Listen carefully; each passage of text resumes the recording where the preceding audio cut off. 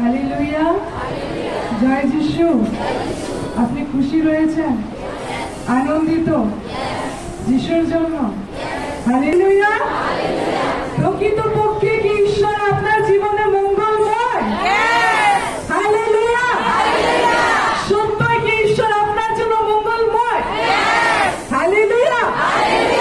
তো ঈশ্বর আমাদের মঙ্গলময় ঈশ্বর, ঠিক আছে? সেই মঙ্গলময় ঈশ্বরকে আমরা বাসন বাক্য থেকে দেখি। মার্ক তার 10 অধ্যায় 17 পদ। মার্ক লিখিত সুসমাচার তার 10 অধ্যায় 17 পদ। নতুন নিয়মে পাবে, মথির পরে হচ্ছে মার্ক।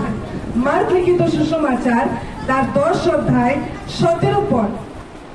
ঈশ্বরের যে বাক্য রয়েছে, এখানে আমরা একজন ব্যক্তিকে দেখতে পাচ্ছি। জানেন সেই ব্যক্তি কোনো বয়স্ক লোক নয়, জানেন সেই ব্যক্তি কোনো অসুস্থ পীড়িত লোক নয়, জানেন সেই ব্যক্তি কোনো অর্ধেক মরো অবস্থায় এসছে বা রোগী অবস্থায় এসছে, এরকম ব্যক্তিও নয়। জানেন সেই ব্যক্তি ছিল একজন ইউথ, একজন যুবক, যার কোনো কিছু অসুবিধা ছিল না, ঠিক আছে? একজন রাইট পারসন ছিল। কি ছিল? সঠিক ব্যক্তি। এরকম নয় পরিস্থিতির চাপে এসে যিশুর কাছে আসছে। একজন সঠিক ব্যক্তি যিশুর কাছে আসছে। আর সে কিরকম এসছে? তাকে কেউ ঠেলেছে, তাকে কেউ কষ্ট করেছে, অবস্থার পরিপ্রেক্ষিতে চাপে এসছে না। তার যে আসার ধরন রয়েছে, সেটাও বাইবেল বলছে তিনি এমন একজন ব্যক্তি ছিলেন, সে দৌড়ে এসে, কিরকম? দৌড়ে এসে ঈশ্বরের কাছে জানু পাতলেন। আর ঈশ্বরের কাছে, সেই যিশুর কাছে জানু পেতে তিনি একটা সঠিক প্রশ্ন করলেন। কি প্রশ্ন সেটা? অনন্ত জীবনের অধিকারী হইবার জন্য আমি কি করিব? ঠিক আছে? একজন সঠিক ব্যক্তি, রাইট পারসন, একজন সঠিক যে যুবক, ঈশ্বরের কাজের জন্য তরতাজা রয়েছে, যুবক ব্যক্তি না পরিস্থিতির চাপে তার আসার ধরন কি? দৌড়ে এসছে। সে ঈশ্বরের জন্য উৎসাহের সঙ্গে গৌরব করার জন্য সে দৌড়ে এসছে। সে কষ্টের মধ্যে নেই, কিন্তু আনন্দের সঙ্গে ঈশ্বরের কাছে এসছে। এসে সে একটা সঠিক প্রশ্নকে রাখছে। সঠিক প্রশ্ন কি? অনন্ত জীবনের অধিকারী হইবার জন্য আমি কি করিব? যিশু তাকে তখন বললেন, এই আজ্ঞা রয়েছে, তুমি এইগুলো পালন করো। যখন বললো, সে তখন বলল, আমি ছোটবেলা থেকে, বাল্যকাল থেকে এগুলো করছি। আর যিশু তাকে বলল, তোমার শুধু একটা বিষয় ত্রুটি রয়েছে। কি বললো? শুধু এক বিষয়ে তোমার ত্রুটি আছে, এক বিষয়। ঠিক আছে? যে ব্যক্তি ছিল, দেখুন মনোযোগ দিয়ে শুনো, একজন সঠিক ব্যক্তি ছিল, উপযুক্ত, পরিস্থিতির চাপে আসেনি, তার আসার যে ধরন ছিল সেটাও খুব, কি বলবো, উৎসাহযুক্ত। এবং ঈশ্বরের ব্যক্তিদের এরকমই ঈশ্বরের কাজের জন্য আসতে হয়। দৌড়ে এসছে, সঠিক ব্যক্তি, সঠিকভাবে ঈশ্বরের কাছে এসছে। আর কি বলছে? সঠিক প্রশ্ন করেছে, অনন্ত জীবন অধিকারী হওয়ার জন্য কি করবো? অনন্ত জীবনকে চেয়েছে, সঠিক প্রশ্ন। 4 নম্বর, কার কাছে এসছে? সঠিক জনের কাছে এসছে, তাই না? যিশুই ছিল সে অনন্ত জীবনের অধিকারী, তার কাছে এসছে। সঠিক ব্যক্তি সঠিকভাবে, সঠিক পথে, সঠিক মানুষের কাছে, সঠিক ঈশ্বরের কাছে, সঠিক প্রশ্নের সঙ্গে এসছে।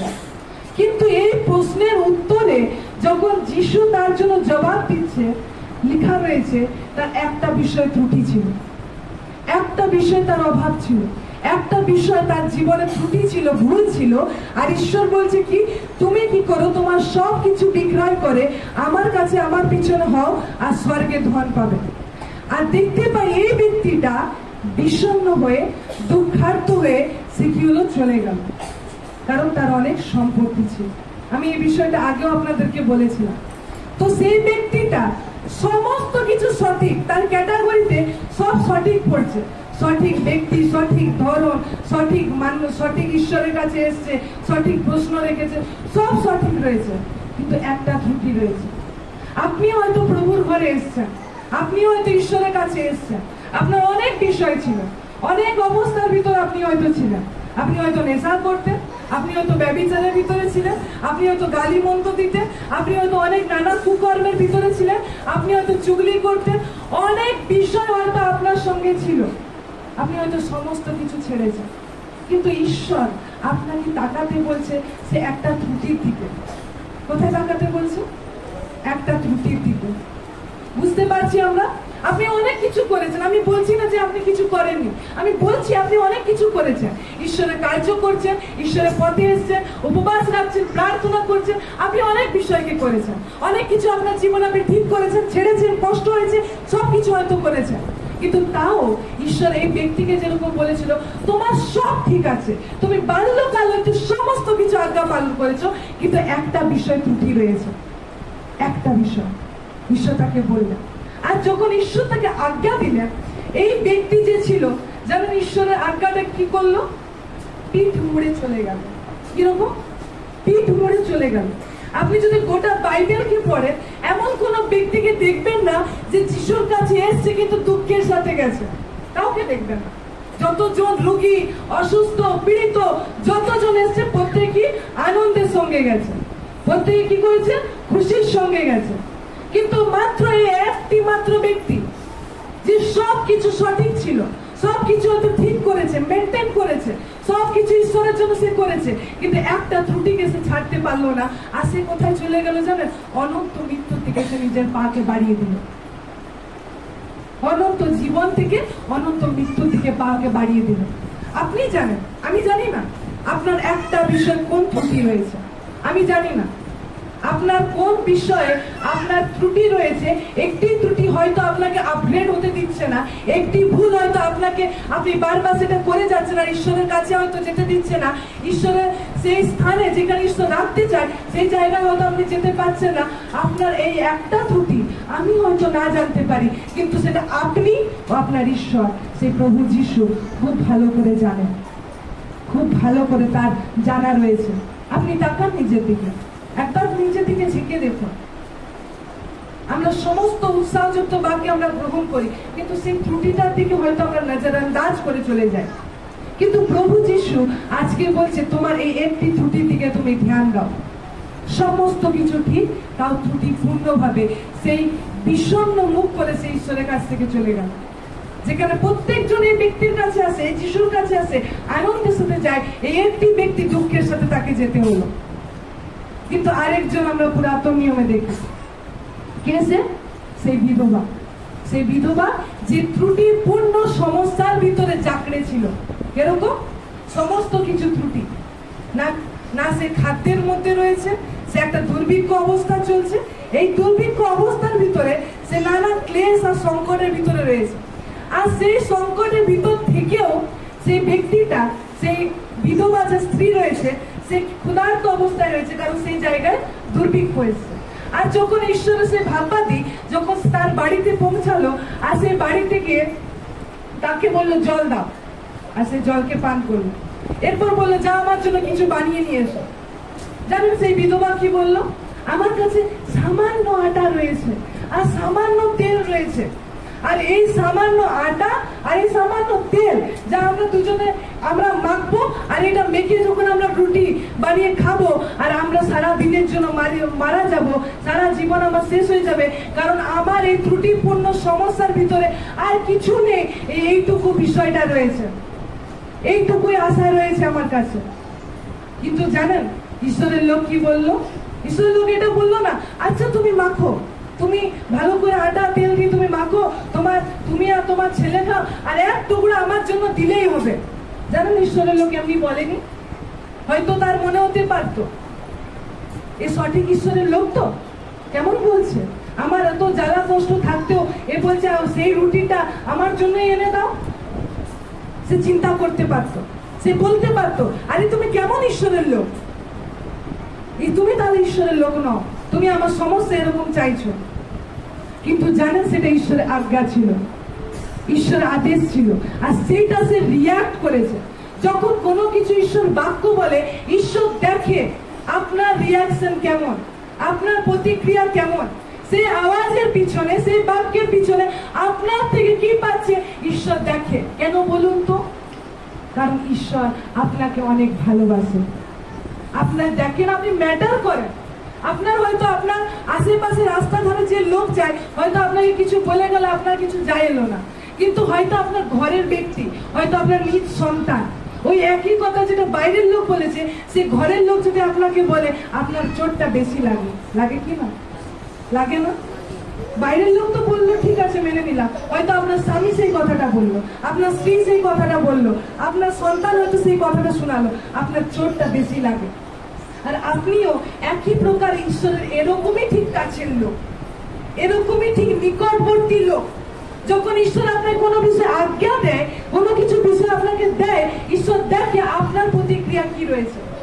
আর জানেন সেই বিধবা ওই ত্রুটিপূর্ণ সমস্যার মাঝখানেও সে কি করলো, সেই দাসকে ঈশ্বরের সেই ভাববাদীকে এনে সেই রুটিটা দিল। আর জানেন যখন সেই ঈশ্বরের লোককে সেই রুটিটা দিল, আর ঈশ্বরের বাক্য বলছে তোমার তৈলের ভার আর তোমার যে আটার পাত্র কোনোদিনও ফুরাবে না। হালেলুয়া। ঈশ্বর দেখে আমার আপনার রিয়াকশন কি, আমার আপনার প্রতিক্রিয়া কি, আমার আপনার সোচ বিচার কি, ঈশ্বরের জন্য কি রয়েছে আমার সোচ বিচার।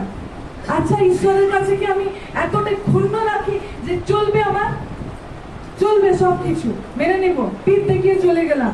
যেমন এফেসীয় 6 সেখানে সমস্ত কিছু বলছে তোমার যুদ্ধ সজ্জাকে পরিধান করো। আর যখন আমি কালকে দেখছিলাম সেই যুদ্ধ সজ্জার ভিতরে সব কিছু দেওয়া আছে। জানেন আপনার মাথা থেকে শুরু করে আপনার ব্রেস্ট প্লেট, আপনার কোমরে সেই বেল্ট, আপনার জুতো, আপনার পায়ে পরিধানের সমস্ত বস্ত্র সেখানে দেওয়া আছে। যেমন একটা বিষয়কে দেয়নি, সেটা হচ্ছে আপনার পিঠ। পিঠের জন্য আপনি কিছু দেখতে পাবেন না। আপনাকে সেখানে ঢাল দেওয়া হয়েছে যেখানে আপনি শত্রু সেই অগ্নিবাণকে আপনি নির্বাণ করতে পারেন। সমস্ত কিছু দেওয়া হয়েছে, আপনার হাত পা সবকিছু ঢেকে দেওয়া হয়েছে। একটা বিষয়কে কিছু দেওয়া নেই, সেটা হচ্ছে আপনার পিঠ। যখন আমরা ঈশ্বরের আওয়াজকে শুনে আর পিঠ ফিরিয়ে চলে যাই, জানেন সব থেকে দুঃখী মানুষ হই আমরা, সব থেকে কষ্টের মানুষ হই আমরা। আমি আপনাদেরকে বলেছিলাম যে আপনি যখন ঈশ্বরের ঘরে এসেছেন, নতুন জন্মকে পেয়েছেন, আপনি ঈশ্বরের রাজ্যের সৈনিক হিসেবে নাম লিখিয়েছিলেন। আমি বলেছিলাম আপনাদের, ঠিক তাই তো? হ্যাঁ, জানেন যখন আপনি ঈশ্বরের সৈনিক হিসেবে নাম লেখান, তখন আরেকজন রয়েছে যে আপনাকে শত্রু ভাবতে শুরু করে, সেটা হচ্ছে শয়তান। সেও অনেক প্রকারের চেষ্টা করে কি করে আপনাকে ফেলা যায়, কি করে আপনাকে বোঝানো যায়, কি করে আপনি ত্রুটির দিকে ধ্যান না দিয়ে আপনি সেই একই পাপ করতে থাকুন আর ঈশ্বরকে গৌরব করতে থাকুন। কিন্তু ঈশ্বর চায় না আপনার জীবনে সেটা থাকুন, ঈশ্বর চায় না। এই জন্য ঈশ্বরের বাক্য আমাদেরকে বলছে সেদিকে ধ্যান লাগাও, সেদিকে দেখো তুমি কোথাও ঈশ্বরকে কি পিঠ দেখাচ্ছ, কোথাও কি ঈশ্বরের বাক্যে তুমি রিয়াকশন সেই ব্যক্তির মতো করছো যে বিষণ্ণ ভাবে চলে গেছিল। আপনি ত্রুটিপূর্ণ জায়গায়ও সেখানে ভরপুরি আনতে পারেন। হালেলুয়া। এই বিধবার মতো ঈশ্বরের আজ্ঞাকে, ঈশ্বরের বলা কথাকে মেনে নেওয়ার মধ্যে থেকে। আর আপনি আপনার সমস্ত ভরপুরের ভিতরে একটা ত্রুটিকে বার না করে আপনি ত্রুটিপূর্ণই থেকে যেতে পারেন। এই জন্য ঈশ্বর আজকে হয়তো দেখতে চাইছে আপনাকে, আপনি কোন ভাবে ঈশ্বরের বাক্যকে শুনে কিরকম রিয়াকশনে রাখেন। আচ্ছা, সেদিন সেই যুবক প্রশ্ন করেছিল আমি অনন্ত জীবন অধিকারী হওয়ার জন্য কি করব, ঈশ্বর তাকে মার্গ দেখিয়েছিল। আজ আপনি কি অনন্ত জীবন অধিকারী রয়েছে? হ্যালো, শুনছেন আপনারা? আমি আপনাদের সাথে কথা বলছি। আপনি কি অনন্ত জীবনের অধিকারী হয়েছেন? আপনি অনন্ত জীবনের অধিকারী হয়েছেন? দেখুন প্রথম তিমথিও তার 6 অধ্যায় 12 পদ পড়ুন। প্রথম তিমথিও তার 6 অধ্যায় 12 পদ। বিশ্বাসের উত্তম যুদ্ধে প্রাণপণ করো, অনন্ত জীবন ধরিয়া রাখো, তাহারই নিমিত্ত তুমি আহত হইয়াছ এবং অনেক সাক্ষীর সাক্ষাতে সেই উত্তম প্রতিজ্ঞা স্বীকার করিয়াছ। হালেলুয়া। প্রথম তিমথিও তার 6:12 লেখা আছে বিশ্বাসের উত্তম যুদ্ধে প্রাণপণ করো। কিরকম? প্রাণপণ করো।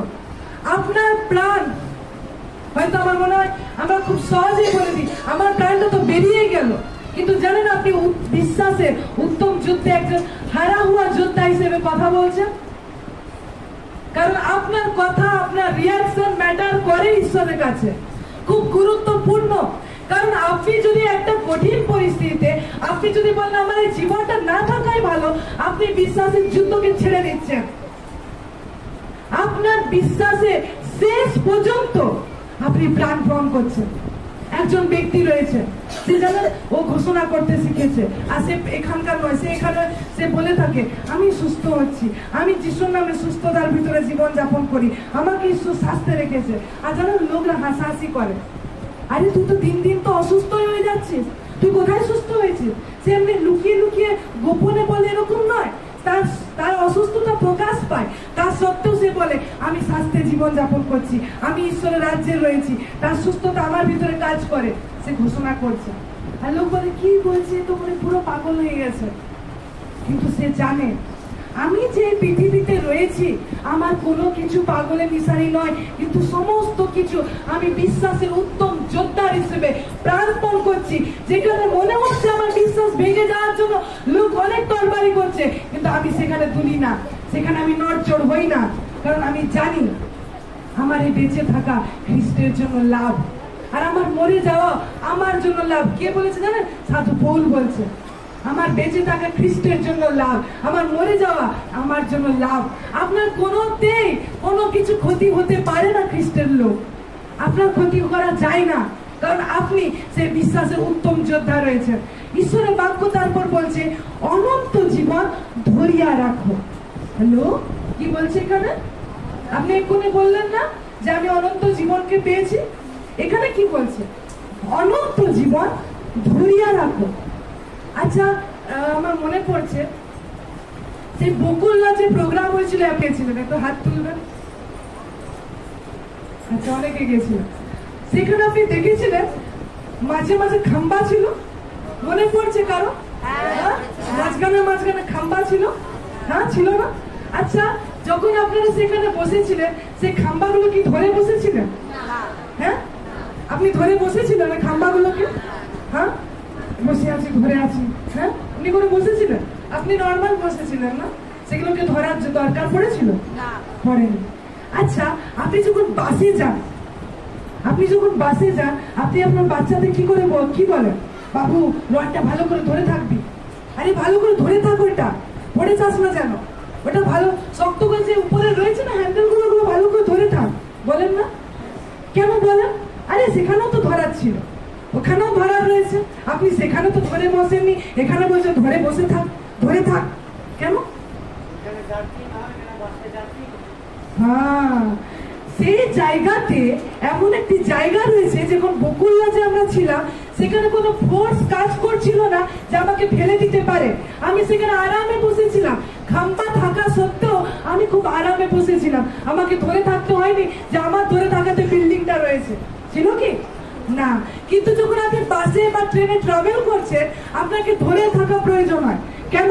সেখানে একটা ফোর্স কাজ করছে, একটা বল কাজ করছে যে আপনাকে ফেলে দিতে পারে।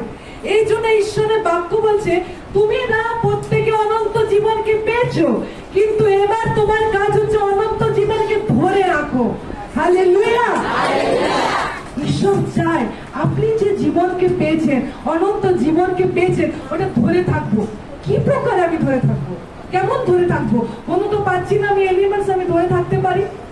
জানেন, ঈশ্বরের আওয়াজকে শুনে বুঝে তার অনুযায়ী করার মধ্যে থেকে আমরা অনন্ত জীবনকে ধরে থাকি, অনন্ত জীবনকে আমরা ধরে থাকি।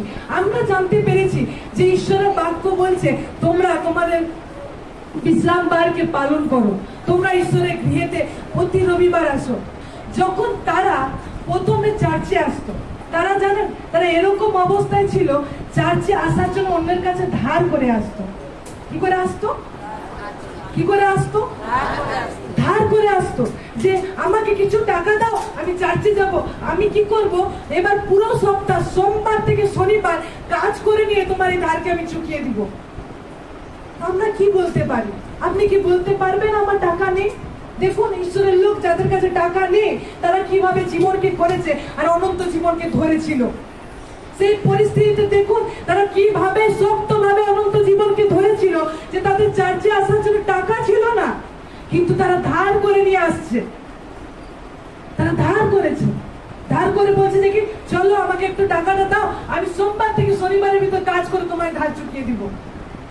এটা হচ্ছে অনন্ত জীবনকে ধরে রাখা। হালেলুয়া! আপনি হয়তো কোনো ব্যবসা করছেন, আপনি হয়তো বলে দিলেন এমন কাজ, আরে আমি তো এটা 10 টাকায় কিনেছি, কিন্তু আপনি জানেন আপনি এটা কিনেননি, আপনার বলার দরকার আছে কি? তো আপনি কি করছেন? অনন্ত জীবনকে ধরছেন, ছাড়ছেন। আপনার আত্মা জানে আপনি অনন্ত জীবনের অধিকারী, আপনি সেইভাবে অনন্ত জীবনকে ধরে থাকুন। জানেন আমাদের এখানে রাজা কে? আমরা কোন রাজ্যে বসবাস করি? কোন রাজ্যে বসবাস করি? ঈশ্বর রাজ্যে বসবাস করি কিনা? হ্যাঁ, আচ্ছা চলে আসে আপনাদের ঘরে। যদি আপনাদের ঘরে কার রাজত্ব চলে? কার রাজত্ব চলে? স্বামীর চলে না স্ত্রীর চলে? হ্যাঁ, মালিকের। কার রাজত্ব চলছে? ভাবুন, একই সময় টিভিতে স্ত্রী বলছে কিছু দেখবো, কি দেখবে? চলো দিদি নাম্বার 1। হ্যাঁ, স্ত্রী বলছে আমি দিদি নাম্বার 1 দেখবো। হ্যাঁ, আর স্বামী বলছে আমি IPL দেখবো। আর একটাই টিভি, আর একই সময় হচ্ছে, কি করবে? দুজনে দুটো চাইছে। এবার যে রিমোট পাবে তার রাজত্ব চলবে, তাই তো? যে রিমোটটা পেয়ে যাবে তার রাজত্ব চলবে সেখানে। কিন্তু আমি আর আপনি, আপনার ঘরে হয়তো যে রিমোট পেয়ে যাবে তার রাজত্ব চলছে, আপনি বুঝতে পারছেন? আপনার ঘরেতে, আপনার এই রাজ্যে, আপনি যে বললেন আমি ঈশ্বরের রাজ্যে বসবাস করি, এখানে রাজা কে? এখানে রাজা কে? প্রভু যিশু এখানে রাজা। তাহলে কতটা না প্রয়োজন আরে সেই প্রভু যিশুর ইচ্ছাই পালন হোক না আপনার হাতে রিমোট থাকুক? তিনি কি চান না তার হাতে থাকুক? আপনি কি চান না? আপনি যখন বলছেন এই রাজ্যেতে, ঈশ্বরের রাজ্যে আমি রয়েছি, আর এখানে রাজা হচ্ছে ঈশ্বর, কতটা না প্রয়োজন রয়েছে আপনি তার ইচ্ছাকে জানুন আর সেই অনুযায়ী কার্য করুন। ঈশ্বরের ইচ্ছা রয়েছে আপনি ঈশ্বরের গৃহে থাকুন, ঈশ্বরের ইচ্ছা রয়েছে আপনি সৎভাবে জীবন যাপন করুন, ঈশ্বরের ইচ্ছা রয়েছে আপনি এমন একটা জীবন যাপন করুন যেটা আদর্শ। এটা ঈশ্বরের ইচ্ছা রয়েছে। এই ইচ্ছাটা পালন করবে কে? কে পালন করবে? আমরা পালন করব। তবেই তো ঈশ্বরের রাজত্ব, তবেই তো আমাদের মধ্যে ঈশ্বরের রাজত্ব প্রকাশ হচ্ছে। না তো যদি বলি না আমার ইচ্ছাটাই এখন জরুরি রয়েছে, না তো আপনি আপনার রাজত্বে রয়েছেন, আপনি আপনার রাজ্যকে ক্রিয়েট করে রেখেছেন, তৈরি করে রেখেছেন। ঈশ্বরের বাক্য আমাদেরকে সচেতন করছে, নিজেদেরকে দেখি অনন্ত জীবন তোমরা ধরে রাখো, কারণ এমন একটা ফোর্স কাজ করছে, এমন একজন কাজ করছে আপনাদের বিপক্ষে হয়ে, যে চায় না আপনি শেষ পর্যন্ত অনন্ত জীবনকে ধরে রাখুন। সে আপনাকে ব্যাক করার জন্য অনেক প্রাণপণ চেষ্টা করছে। তো কত না প্রয়োজন রয়েছে প্রাণপণ আপনার থাকা। দেখুন, আপনি শয়তান থেকে শিখতে পারেন, হাসি ফিরছে শয়তান থেকে শিখতে পারেন। কি বলুন তো, শয়তান কখনো মানে অলস দেখায় না, দেখায় কখনো? দেখায়? ও কখনো দেখাবে না। আচ্ছা ওখানে আমাকে ওই লোকটাকে সাঁতাতে হবে, ও বলছে তারা 2 ঘন্টা পরে যাবো, দেখবেন এমনি কোনো শয়তানকে প্রাণ পরে চলে যাবে, কি করে ওকে ফেলা যায়? সে অলস নয়। দেখুন শয়তানকে দেখে, আপনি যাকে এতবার বলছেন শয়তান এই করছে ওই করছে, দেখুন সে কি করে বেড়াচ্ছে। আর আপনি আপনার বিশ্বাসে কাজ করতে শুরু করুন, কারণ ঈশ্বর চাইছে আপনিও প্রাণপণ করুন, আপনিও উত্তম যুদ্ধে যোদ্ধা স্বরূপ হয়ে থাকুন, কারণ বিজয়টা আপনার হাতেই রয়েছে। হালেলুয়া! জানেন যুদ্ধটা এমন হচ্ছে, যুদ্ধ আপনাকে লড়তে হবে না, যুদ্ধ এমন রয়েছে আপনাকে লড়তে হবে না। এখানে বলেনি এসব নিয়ে তুমি লড়তে শুরু করে দাও, বলে উত্তম যুদ্ধে প্রাণপণ করো, তুমি দাঁড়িয়ে থাকো, সেই যুদ্ধের সজ্জা পরিধান করো, আর ঈশ্বরের বাক্যে তুমি ঘোষণা করো সেই সমস্ত অগ্নিবাণ নির্বাণ হতে বাধ্য রয়েছে। হালেলুয়া! এই জন্য ঈশ্বর আমাদেরকে চায় সেই ত্রুটির দিকে একবার ধ্যান দিন, একবার ধ্যান দিন, সেই ত্রুটিটা দিকে একবার ধ্যান লাগান। সেই জায়গাটা সে আমার জীবনের আর অংশ নয়, যা আমাকে ঈশ্বর থেকে দূরে বলছে, কারণ আমি অনন্ত জীবনকে ধরে রাখি। আমার ভিতরে ঈশ্বর সেই ক্ষমতাকে দিয়েছে যাতে আমি ধরে থাকতে পারি। এই জন্য ঈশ্বর আপনাদের প্রত্যেকের ডিউটি লাগিয়েছে, প্রত্যেকের কার্য লাগিয়েছে। যখন হয়তো আপনি নেশাকে ছেড়েছেন, নেশা ছাড়ার পরে হয়তো অনেকজন আপনাকে সে নেশা হয়তো প্রলোভন দেখাচ্ছে, একদিন খেলে কিছু হয় না, বিয়ে বাড়িতে খেলে কিছু হয় না, ও মানে ফেস্টিভ্যালের দিন খেলে কিছু হয় না, প্রলোভন দেখাচ্ছে। আপনি কি করবেন? কি বলেছেন? ঠিকই বলেছে। একদিন গেলে কি হবে? একদিন গেলে কি আমি নেশারি হয়ে যাই? অনেকদিন যারা খায় তারা নেশারি হয়, আমি না। আপনি কি করছেন? উত্তম যুদ্ধে আপনি ছেড়ে দিচ্ছেন হাল। ঈশ্বরের বাক্য বলছে উত্তম যুদ্ধে প্রাণপণ করো। দেখো যে কিভাবে ঈশ্বরের রাজ্যে দাঁড়িয়ে থাকা যায়। আপনি যখন প্রলোভন আছেন, আপনার প্রয়োজন রয়েছে সেখানে দাঁড়িয়ে থাকা না। আমি ঈশ্বরকে বিশ্বাস করি, আমার ভিতরে ঈশ্বরের আত্মা কার্য করে, আমার ভিতরে ঈশ্বরের আত্মা জায়গা দিয়েছে, আমি কোনো মতে সেগুলোকে জায়গা দেব না। এটা আমার অধিকারে, আমার অঙ্গীকার হবে। সেই সময় আপনি কি করলেন? সেই যে অগ্নি বাণ আপনার দিকে ছোড়া হয়েছিল, সেই যে নেশার প্রলোভন আপনার দিকে ছোড়া হয়েছিল, সেই যে ঝগড়া অশান্তির প্রলোভন, সেই বাণ আপনার দিকে ছোড়া হয়েছিল, আপনি নির্বাণ করে দিলেন। হালেলুয়া। ঈশ্বরের বাক্য বলছে বিশ্বাসের ঢাল ধরে থাকো। জানেন সেই বিশ্বাসের ঢাল কি প্রকার? যখন আপনি বিশ্বাসের ঢালকে ধরে থাকেন, শয়তানের এমন কোনো তীর নেই যে আপনার বিশ্বাসের ঢাল ভেদ করে আসতে পারে। হালেলুয়া। এই জন্য দেখুন নিজের জায়গাকে। আপনি ঈশ্বর এখানে বাক্য অনেক সুন্দর বলছে, তাহার নিমিত্তে তুমি আহত হয়েছ এবং অনেক সাক্ষী সাক্ষাতে উত্তম প্রতিজ্ঞা স্বীকার করিয়েছ। দেখুন আপনারা প্রত্যেকে সাক্ষ্য দেন কিনা? হ্যাঁ, আপনারা অনেকে জানেন সাক্ষ্যের গুরুত্ব কি, আপনারা জানেন সাক্ষ্য দেওয়া উচিত, আপনারা জানেন যে সাক্ষ্য ঈশ্বর থেকে এসছে, আমি লুকাবো না। জানেন আপনারা, দেন আপনারা, খুব ভালো বিষয়। কিন্তু ঈশ্বরের বাক্য বলছে তুমি অনেক লোকের সাক্ষাতে যে সাক্ষ্য দিয়েছো, অনেক লোকের সাক্ষাতে যে প্রতিজ্ঞা করেছো, তুমি সেই যুদ্ধে তুমি সেটা একদম মনোনিবেশ করে থাকো। তোমাকে দেখে যদি কেউ বলেছে আগে এত ঝগড়া অশান্তি করতো, এর বিয়ে একদম আলাদা ছিল, তুমি তোমার প্রতিজ্ঞা সাক্ষাতে তুমি স্থির দাঁড়িয়ে থাকো। তুমি নেশা করতে ছেড়ে দিয়েছো, এখন অনেক প্রকারের প্রলোভন আসছে, তুমি স্থির দাঁড়িয়ে রয়েছো, কারণ তুমি অনেক বিশ্বাসী সাক্ষাতে তুমি সেই সাক্ষ্যকে দিয়েছো, তোমার প্রতিজ্ঞাকে তুমি ধরে রাখো। হালেলুয়া। ঈশ্বর আমাদেরকে শেখায় যেন আমরা কোন প্রকারে ধরে থাকি।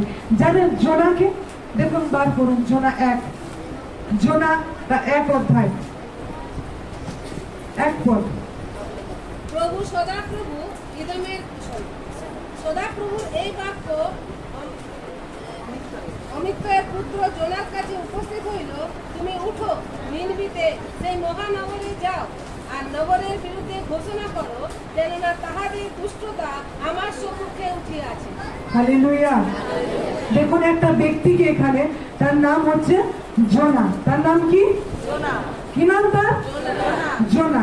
এই জোনাকে ঈশ্বর একটি বাক্য বলেছিলেন, ঈশ্বর একটি কাজ তাকে দিয়েছিলেন। ফার্স্টে লেখা আছে কি, দেখুন তার পরিচয় কি। সদাপ্রভুর এই বাক্য অমিত্যের পুত্র জোনার কাছে উপস্থিত হলো। জানেন জোনার কথার অর্থ কি জানেন? পায়রা। জোনার কথার অর্থ কি?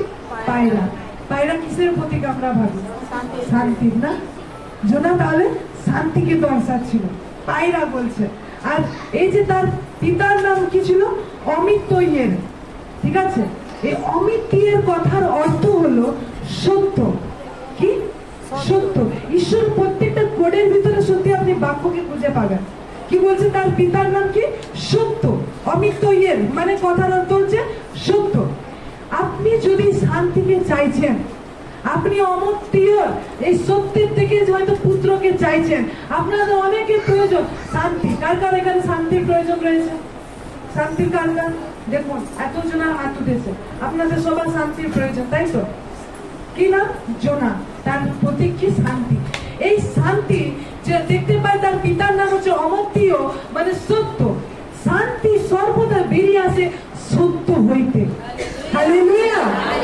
শান্তি কোথা থেকে বেরিয়ে আসে? সত্য হইতে। তার পিতার নাম কি ছিল? অমিত্যের। এর কথার যদি অর্থ আপনি দেখবেন ইব্রিতে, সেখানে বলছে সত্য, ট্রু। তাহলে সত্য হইতে শান্তি প্রদান হয়, সত্য হইতে শান্তি বেরিয়ে আসে। আপনাদের প্রত্যেকের জীবন শান্তি দরকার, অনেক অশান্তি, অনেক ঝগড়া, কোথা থেকে পাবেন? এই সত্য বাক্য হইতে। কোথা থেকে? সত্য বাক্য হইতে। আপনি যদি চান যে আপনি শান্তির ভিতরে জীবন যাপন করবেন, তাহলে আপনার সত্যের প্রয়োজন রয়েছে।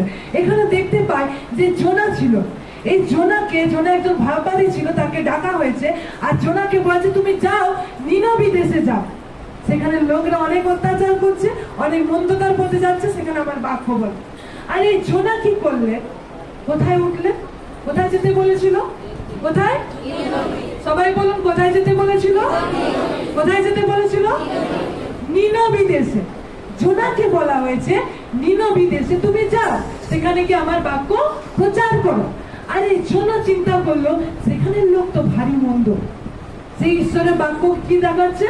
পিঠ দেখাচ্ছে। কি দেখাচ্ছে? পিঠ দেখাচ্ছে। আর চিন্তা করছে আমি যদি সেখানে না গিয়ে আমি তরশিশে চলে যাব। কোথায় যাব? তরশিশে চলে যাব। ঠিক আছে, ঈশ্বরের বাক্য বললো নিনবী যাও, সে কোথায় যাচ্ছে? তরশিশে যাচ্ছে।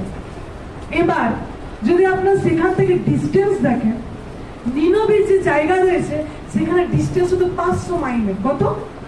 500 মাইলের। আর যে তরশিশের যে জায়গা ছিল 2500 মাইলের। বুঝতে পারছি কতটা দূর, কতটা ডিস্টেন্স। ঈশ্বরের বাক্যকে পিঠ দেখানো মানে আপনি অনেক দূরে চলে যাচ্ছেন, যেখানে ঈশ্বর হয়তো চাই না আপনি যান। আপনার ত্রুটিকে এখনো রেখে দেওয়া মানে আপনি ঈশ্বর থেকে অনেক দূরে চলে যাচ্ছেন, যেটা ঈশ্বর চায় না আপনি চান। ঈশ্বর চায় যে আপনি নিকটে থাকুন। ঈশ্বর আপনাকে এমন কিছু কাজ দিবে না যেটা আপনি ঈশ্বর থেকে বাইরে চলে যাবেন। তাকে নিনবীতে রেখেছিল, 500 মাইলের মধ্যে ছিল সেই নিনবী, কিন্তু সেটা ছেড়ে কোথায় যাচ্ছে? তরশিশে যাচ্ছে, যেটা 2500 মাইল দূরে রয়েছে, ঈশ্বর থেকে দূরে। বুঝতে পারছি? ঈশ্বরের আজ্ঞাকে তুমি যদি পিঠ দেখাও, তুমি যদি মনে করো চলবে, তো তোমারই অনেক দূরে চলে যাচ্ছ। আর যখন ঈশ্বরের থেকে দূরে যাওয়া মানে কি? আপনি ওয়েলকাম করেন সেই সমস্ত বিশ্বাসের যুদ্ধে সবসময় আপনাকে যে হেলাতে চাইছে, হেলার জন্য আপনি ওয়েলকাম করছে তাদের। আর সে যখন তরশিশের টিকিট কেটেছে, সে যখন তরশিশের জাহাজে উঠেছে, জানেন এমনি ছিল না কাঁটা ভরা জাহাজ ছিল, আপনি কাঁটা ভরা জাহাজ ছিল না। লেখা আছে সে একদম বিশ্রামে গিয়ে শুয়ে পড়েছে, খুব আরামে গিয়ে সেখানে ঘুমিয়ে পড়েছে। মানে সে অনেক আরামদায়ক জায়গাকে পেয়েছিল। যখন আপনি ঈশ্বর থেকে দূরে চলে যান না, আর এমন স্মুথলি যান, আপনি বুঝতেও পারেন না যে আপনি দূরে যাচ্ছেন। আপনি বুঝতেও পারেন না আপনার এই অভ্যাসটা আপনাকে দূরে নিয়ে যাচ্ছে, বুঝতে পারেন না। কিন্তু সেটা মনে হয় খুব আরামদায়ক। এই তো এখানে কোনো অসুবিধা আমার হচ্ছে না, খুব ঠিক আছে এখানে। কিন্তু সেই আরামদায়ক জায়গার ভিতরে সেটা তার চিরদিনের আরামদায়ক জায়গা ছিল না। সেই জাহাজ তার কাছে চিরদিন আরামের জায়গা ছিল না। সে তরশিশে খুব সুন্দর ঘুমিয়েছে। আপনি হয়তো আপনার জীবনে মনে করে থাকেন ঈশ্বর থেকে এই তো 2 সপ্তাহ হলো আমি গেলাম না, ঈশ্বরের সেই বাক্য অনুযায়ী আমি দশমাংশ উপায় কিছু দিই না, ঠিকই তো আছে, কোনো তো অসুবিধা নেই। আগে অসুস্থ ছিলাম, সুস্থ আছি, এখনো তো আছি, কিছু দেখতে পাচ্ছি না, ঠিকই আছে। মনে হয় আরাম লাগে, অসুবিধা দেখা যায় না। কিন্তু জানেন না শয়তান কোন সময় আপনাকে চাল মারবে আর আপনি পড়ে যাবেন। আর যখন পড়ে যাবেন খুব কষ্টদায়ক হবে সেই জায়গা থেকে ওঠা। সেখান থেকে জানেন, সেখানে যখন জাহাজে যখন খুব ঝড় এলো, খুব তুফান এলো, সেখানে খুব সুন্দরভাবে ঘুমিয়ে রয়েছে। ক্যাপ্টেন এসে তাকে জাগাচ্ছে, এই সবাই নিজে নিজে দেবতার কাছে প্রার্থনা করছে, আর তুমি কি এখনো ঘুমিয়ে আছো? তুমি কি এখনো ঘুমিয়ে আছো? কেন সে বুঝতে পারলো কি কারণে ঝড় তুফান এসছে। ভাবুন, সেই সমুদ্রের মাঝখানে একটা জাহাজ রয়েছে, সেখানে ঈশ্বরের তৈরি নিজ ভাববাদী, ঈশ্বরের তৈরি ভাববাদী রয়েছে। ঠিক আছে, সেই ভাববাদী রয়েছে, সেখানে রয়েছে।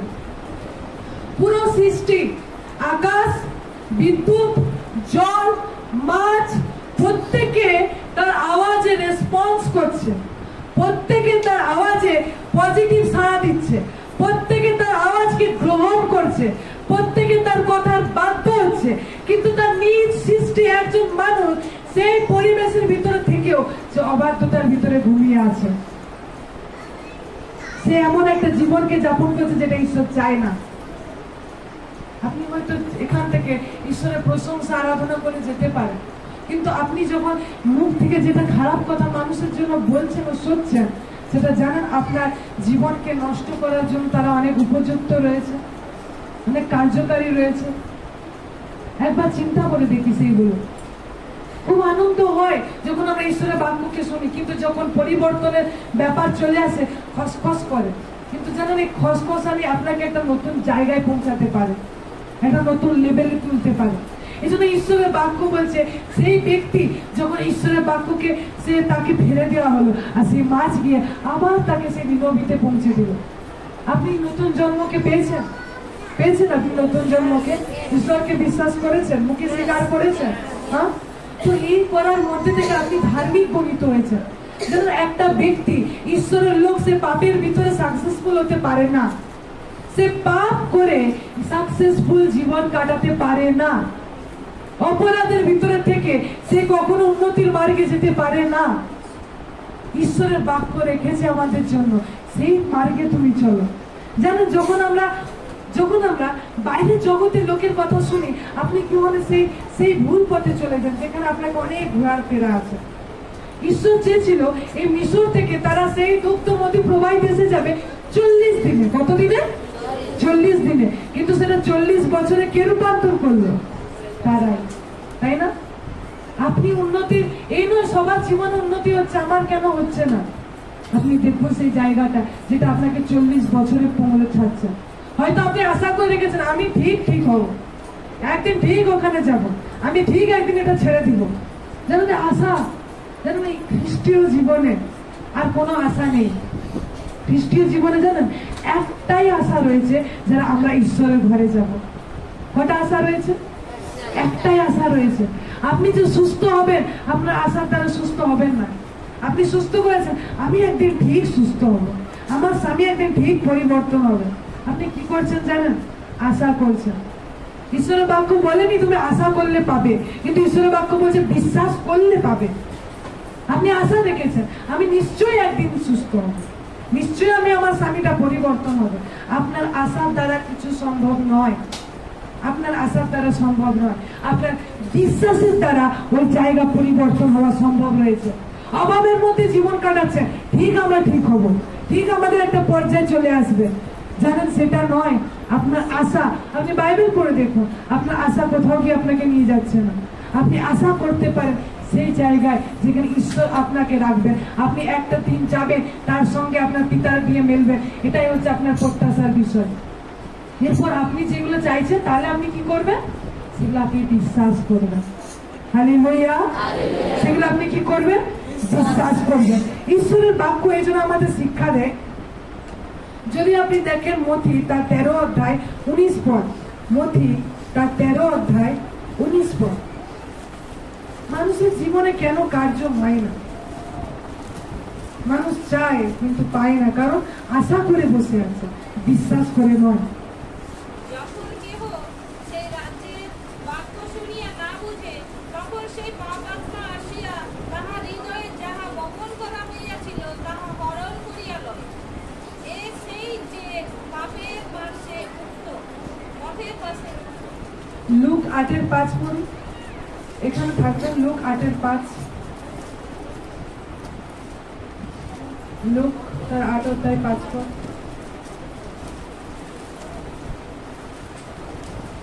একজন চাষি বীজ বুনতে গেল। সে যখন বীজ বুনছিল, তখন কিছু বীজ পথের পাশে পড়লো, আর লোকে তা মারিয়ে গেল, পাখিতে তা খেয়ে গেল।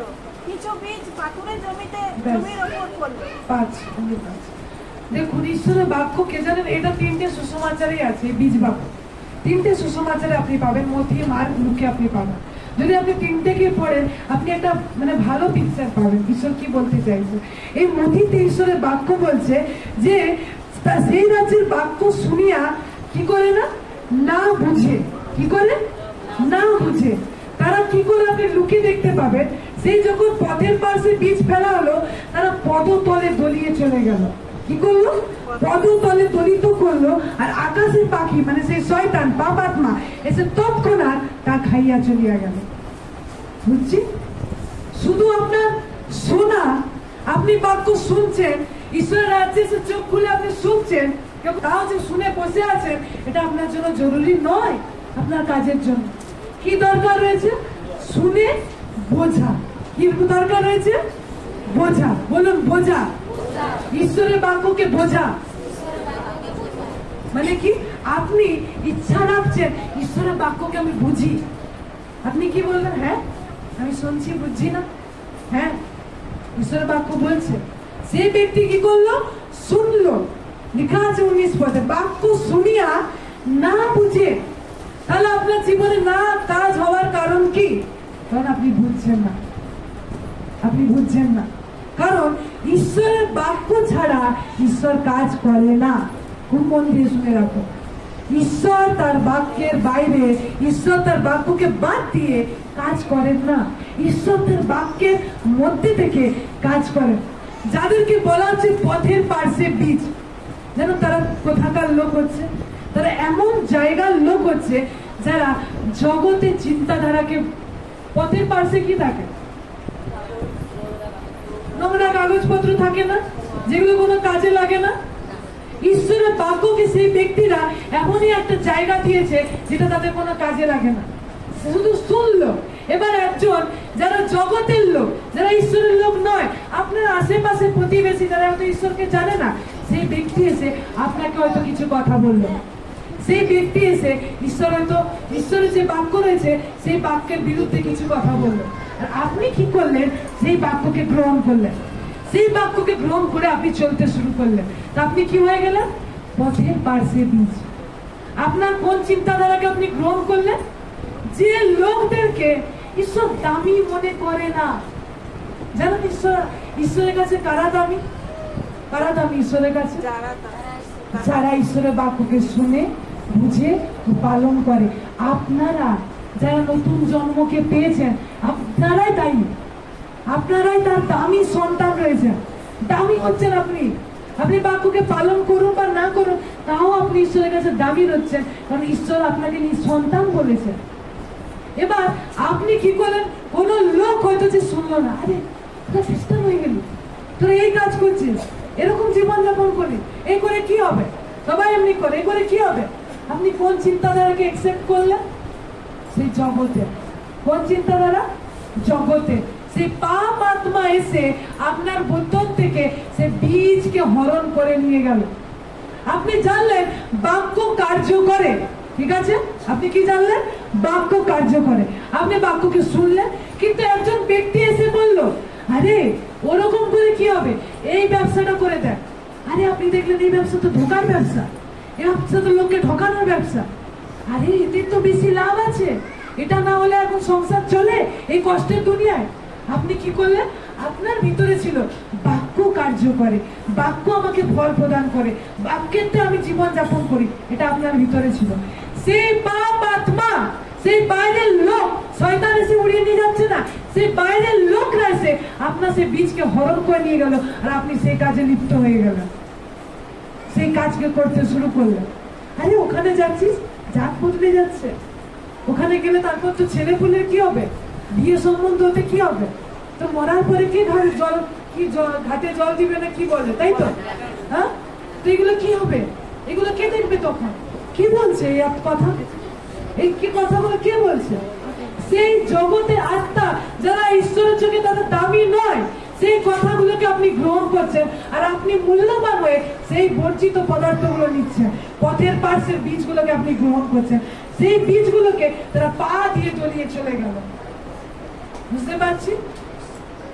ঈশ্বরের বাক্যকে যখন শুনছি, আমাদের কি প্রয়োজন, বোঝা প্রয়োজন। তাহলে আপনি এবার বুঝবেন কিভাবে, আপনি বুঝবেন কিভাবে ঈশ্বরের বাক্যকে? আপনি যদি ঈশ্বরের বাক্যকে বুঝতে চান, 4টে স্টেপ আছে। কি আছে? 4টে ধাপ আছে, ঠিক আছে। প্রথম কি, আপনি চাইছেন আপনি বুঝবো, আচ্ছা আমি এতদিন শুনছি কাজ হচ্ছে না, মানে কি, 4টে জিনিস প্রয়োজন আপনার ঈশ্বরের বাক্যকে বোঝার জন্য। ফার্স্ট কি, শোনা। কি করা? শোনা। বলুন, ফার্স্ট হচ্ছে শোনা। শোনা গলার শোনা নয়, শোনা, ঠিক আছে, শোনা, ঠিক আছে, লিসেন দ্য ওয়ার্ড, শোনা, ঈশ্বরের বাক্যকে শোনা। সেকেন্ড বিষয় হচ্ছে ধ্যান করা। কি করা? কি করা? ধ্যান করা। তৃতীয় বিষয় হচ্ছে প্রার্থনা করা। কি করা? কি করা? কি করা? ছেলেরা এদিকে বলছে না, কি করা? প্রার্থনা করা। 4 নাম্বার সব থেকে ইম্পর্টেন্ট বিষয় হচ্ছে বলা। কি করা? বলা। কি করতে হবে? এই 4টে প্রসেসের ভিতর থেকে আপনি বাক্যকে পুরোপুরি বুঝে ফেললেন। হালেলুয়া।